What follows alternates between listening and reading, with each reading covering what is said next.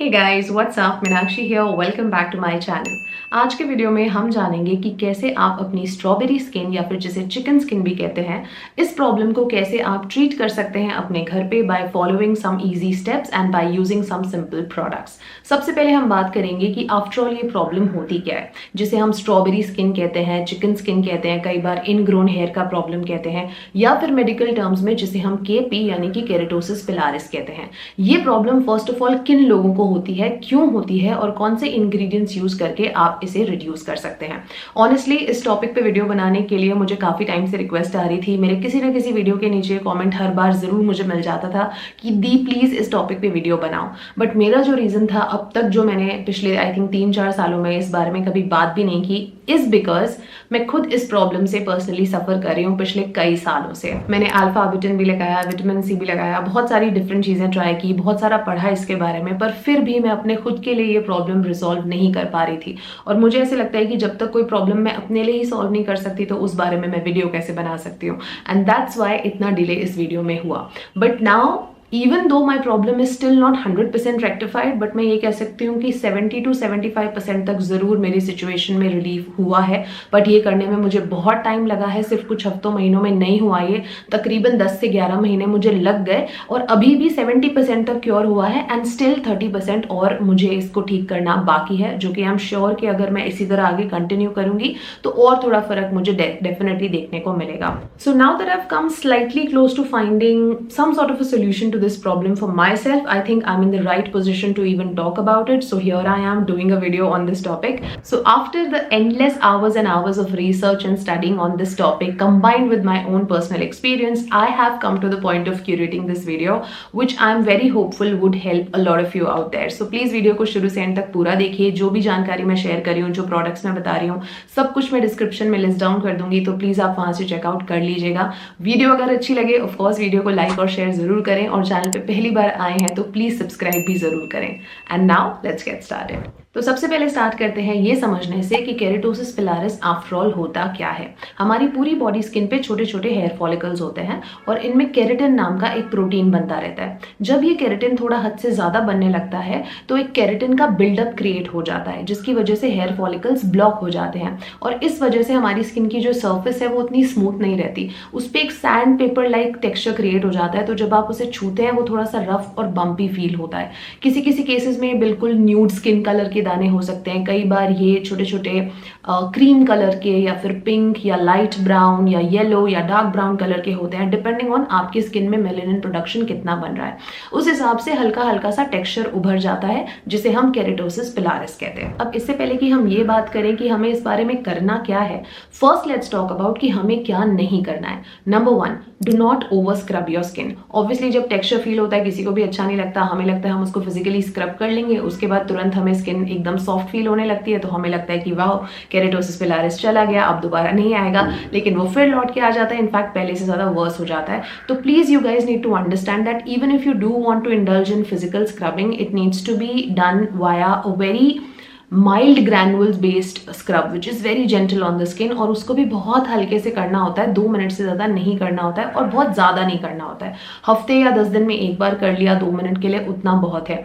You have to understand that this is not such an external problem, it is more of an internal problem. So you scrubbing it from the outside will not help you in the long run. Number 2, do not pick on these bumps. कई बार हमें dryness की वजह से इनमें खुजली होने लगती है and we get this urge to continuously just itch and scratch ourselves, जो टेम्परेरी रिलीफ देती है, बट मेरे एक्सपीरियंस से please avoid doing this as much as you can. जैसी हल्की सी आपको इचिंग फील होती है, आप उस एरिया को मॉइस्चराइज करें rather than itching it, because once you start itching it, you cannot put an end to it. You will get this urge of scratching it again and again and again till you reach a point where you actually end up hurting yourself, wherein these bumps will start to pain and even sometimes bleed also. Number 3, avoid using soaps or body washes or shower gels that are loaded with fragrance or that have drying or denatured alcohol. It is going to eventually dry you out और उससे skin की problem और ज्यादा खराब हो जाती है। Number 4, do not skip your moisturizer. Your body moisturization is very very important depending on how many times you feel the need of doing it. Please do it, and that too it should be free of any fragrance. Number 5, do not use comedogenic oils. कई लोग अपने body पे body oils लगाते हैं, coconut oil लगाते हैं या फिर अपने बॉडी लोशन में ही थोड़ा सा ऑयल मिक्स करके लगाते हैं।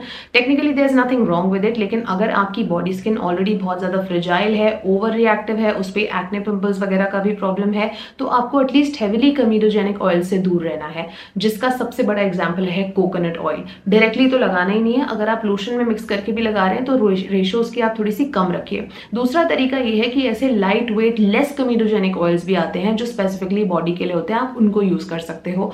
You can go for squalane, you can go for jojoba oil, you can use rose hip oil, you can use tamanu oil. ये सब बहुत सेंसिटिव स्किन फ्रेंडली भी होते हैं, पोर्स को क्लॉग नहीं करते, तो आप इन्हें डायरेक्टली भी लगा सकते हो, इनको लोशन में मिक्स करके भी लगा सकते हो। Number 6, do not use extremely hot और cold water to take bath. आपको एकदम रूम टेम्परेचर पानी यूज करना है, बहुत ठंडा नहीं और खासकर गर्म तो बिल्कुल भी नहीं।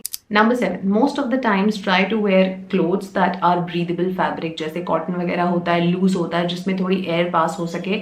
बिल्कुल टाइट फ्रिक्शन क्रिएटिंग क्लोथ्स ना पहने, एकदम टाइट सैटन वाले या जो जिसमें आपकी स्किन ब्रीद ना कर पाए, इतने टाइट कपड़े ना पहने। नंबर 8, अगर आपको केपी का प्रॉब्लम है तो हेयर रिमूवल मेथड्स में waxing is a strict no for you. Waxing आपको नहीं करनी क्योंकि वो डायरेक्टली हेयर फॉलिकल से रूट से बाल को निकालती है, जिससे ये प्रॉब्लम आपकी और बढ़ सकती है, तो आपको रेजर ही यूज करना है।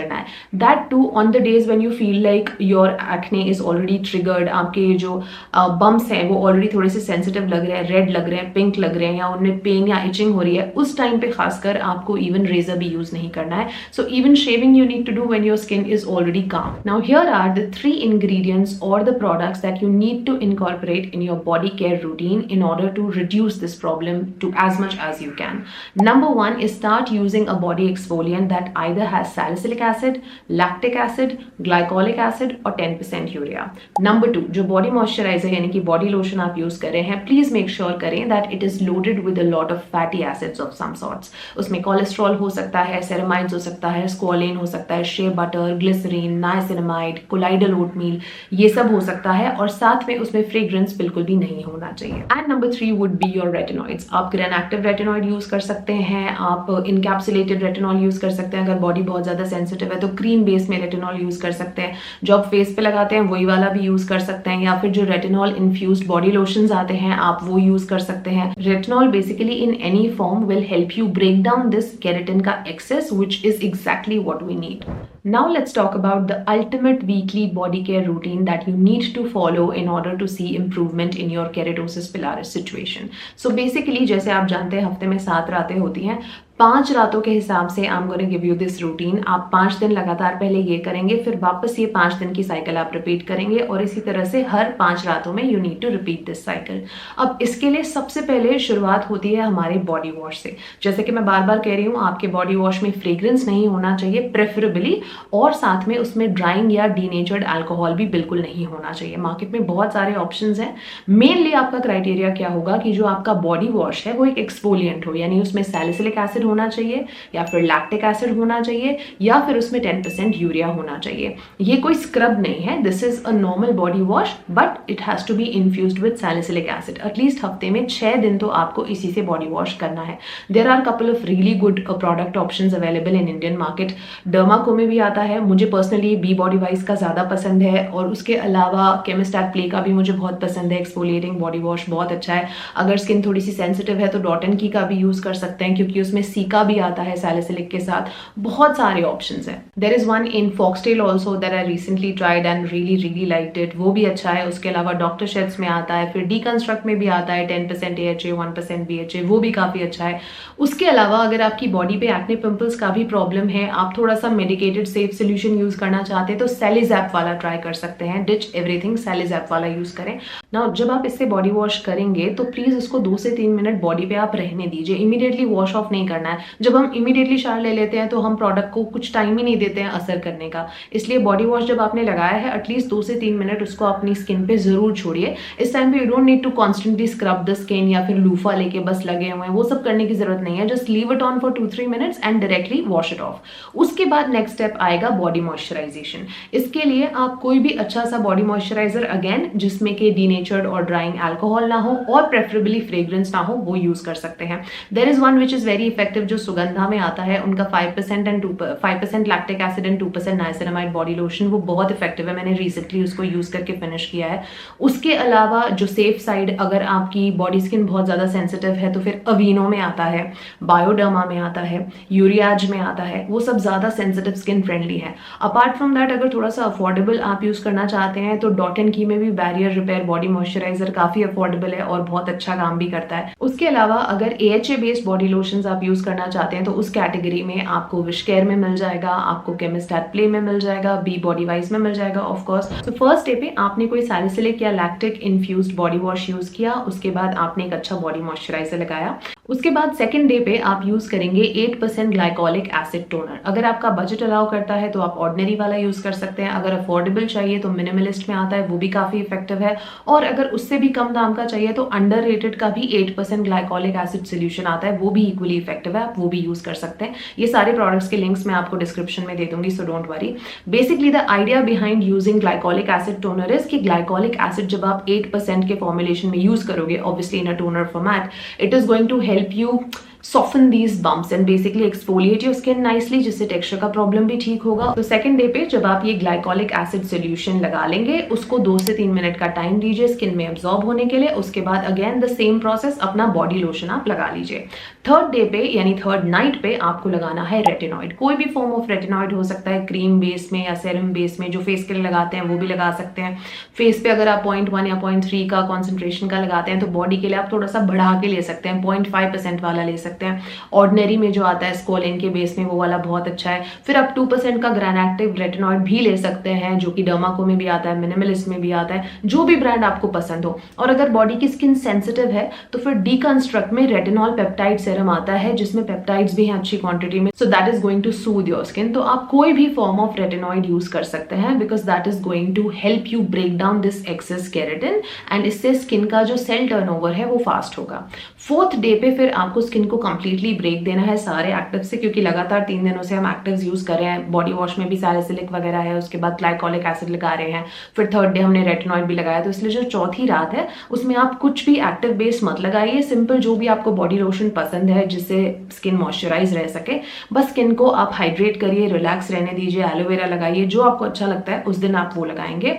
फिफ्थ डे पे फिर आप एक माइल्ड सा स्क्रब यूज करेंगे। दिस इज अगेन ऑप्शनल, अगर आपको स्क्रब्स यूज करने पसंद ही नहीं है तो आप इसी साइकिल को रिपीट भी कर सकते हैं जो हमने फर्स्ट 3 डेज में करी है, यू डोंट हैव टू। लेकिन अगर कभी कभी आप माइल्डली फिजिकली एक्सफोलिएट करना भी चाहते हैं तो बिल्कुल जिनके जेंटल ग्रैनुअल्स होते हैं, जैसे कि बी बॉडी वाइज का 10% AHA स्क्रब मेरा मोस्ट फेवरेट है, बहुत ही ज्यादा वो सेंसिटिव स्किन फ्रेंडली है, तो आप वो यूज कर सकते हैं। उसके अलावा केमिस्ट एट प्ले में भी एक्सफोलिएटिंग स्क्रब आता है। फिर अगर आपको थोड़ा सा स्किन ब्राइटनिंग इफेक्ट चाहिए तो विल्वा का एक cookie and cream body polish है, वो इंस्टेंट ब्राइटनिंग भी देता है, वो भी आप यूज कर सकते हैं। सो आप हफ्ते में या बेसिकली कह लीजिए कि इन 5 दिनों में एक दिन, अपना जो 5th डे है उस दिन आप कोई भी हल्का माइल्ड सा फिजिकल स्क्रब यूज कर सकते हैं, followed by your moisturiser again. यहाँ पे प्लीज ध्यान रखिए कि जो बिल्कुल वो हार्श वाले आते हैं ना, वॉलनट शेल वाले, एकदम एप्रिकॉट के जो स्क्रब्स होते हैं जो मार्केट में एवर यूथ और वो सब के बने होते हैं, वो आपको यूज नहीं करने हैं। सिर्फ AHA बेस्ड जो बहुत माइल्ड है वही आपको यूज करने हैं, and that is again optional. So now let me quickly summarise it all for you. First day पे हम यूज करेंगे कोई सैलिसिलिक या lactic infused body wash, followed by a good body moisturiser. Second day पे glycolic acid toner, again followed by a good body moisturiser. Third day पे we will use retinoid, followed by body moisturiser. Fourth day पे we are going to give our skin the break, सो सिर्फ hydrate करेंगे, moisturise करेंगे, कोई actives नहीं लगाएंगे। Number 5 ये optional है, करना चाहते हैं कर सकते हैं, नहीं तो यही चारों स्टेप्स को आप रिपीट कर सकते हैं। And the 5th day what you will do is कोई भी हल्का माइल्ड सा फिजिकल स्क्रब आप यूज कर सकते हैं, followed by a good body moisturiser. So repeat this routine every 4 or 5 days for at least a couple of weeks, and then slowly you will see some improvement. Please remember to not set any unrealistic expectations with this. It is no magic. Keratosis pilaris is a very serious and stubborn problem. It does not go away so quickly. मैंने खुद आपको बताया कि मुझे 10 से 11 महीने लग गए थे और उसके बावजूद अभी तक मेरा प्रॉब्लम सिर्फ 70% तक क्योर हो पाया है, अभी भी काफी पूरा करना बाकी है। सो प्लीज पेशेंस रखें बिकॉज ये इतनी स्टबन प्रॉब्लम है that without consistency and patience you are not gonna go anywhere. I hope I was able to clarify a lot of your doubts. फिर भी अगर आपको कोई क्वेश्चन है तो प्लीज आप एक बार पहले डिस्क्रिप्शन बॉक्स रेफर करें, वहां मैंने अच्छे से समझाया है इस पूरी प्रॉब्लम के बारे में along with products, routine, everything. Still, if you have any questions left, then feel free to reach out to me in the comment section below. I'll try my best to give you answers. And on that note, I'm gonna take your leave. Gonna see you very soon in my next video. Until then, take good care of yourselves. I love you all and stay beautiful.